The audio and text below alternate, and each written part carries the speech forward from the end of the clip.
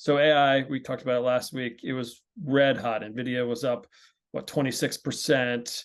Broadcom, AVGO, has been up. Was it hitting highs? Microsoft's been up all year, driven mostly by ChatGPT, Bing.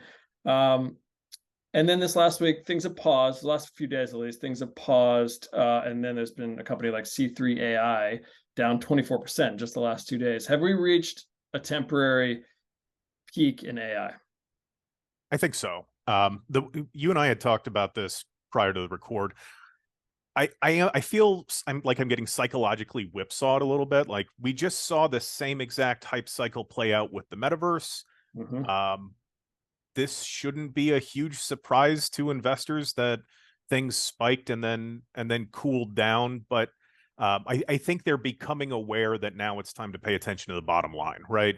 I'm glad you brought up C3.ai because they sold off on disappointing earnings. The bottom line matters now. We've sort of squeezed as much juice out of the AI hype cycle as we can, even with Nvidia. You know, we saw them come off like they're still at staggering evaluations, 218 times forward earnings this morning.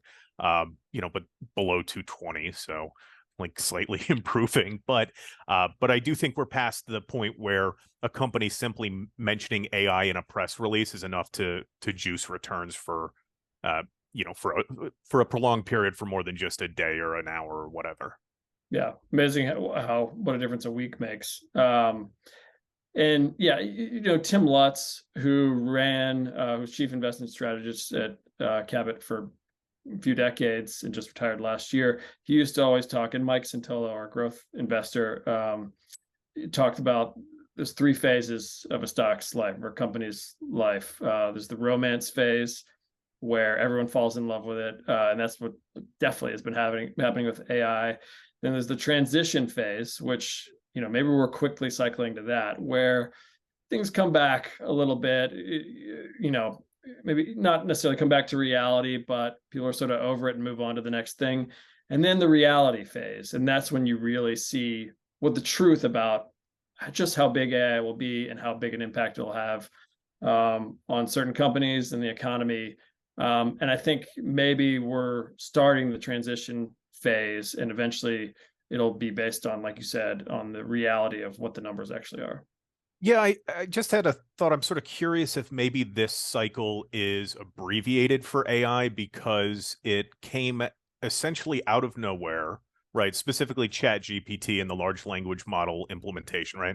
Came essentially out of nowhere, immediately became the fastest application to be downloaded on like all the app stores, right? Yep. It was reached 100 million downloads in 6 months or I don't remember the exact technical specification, but it became like the most popular web application ever. And I wonder if that sort of accelerated deployment is also shortening that cycle a little bit and allowing us to get that transition phase faster.